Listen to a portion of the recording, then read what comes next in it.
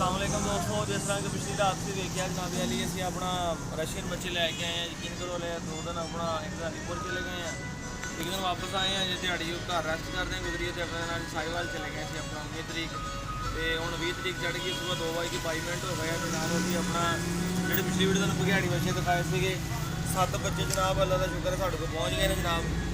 ठीक है तो माड़ा जिहा जरा कैमरा मार के दिखाई गया इस टाइम फैसलाबाद नारेडे की बाहरली जी सड़क हैगी ना उत्थे खड़े हैं।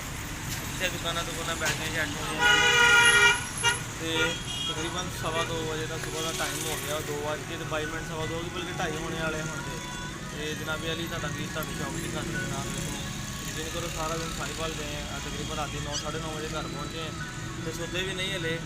ठीक है जे सौ जाते तो मैं क्या फिर उन्होंने भगवान चेती अखी ने खोली जे चढ़ जाता तो हम इंशाल्लाह बच्चे लैके घर पहुँचांगे। इन्होंने दो शो बुला के छड्ड के जरा रिलैक्स करके तो फिर घंटा 2 घंटे सोवांगे तो इंशाल्लाह फिर कल की वीडियो शुरू हो जाएगी।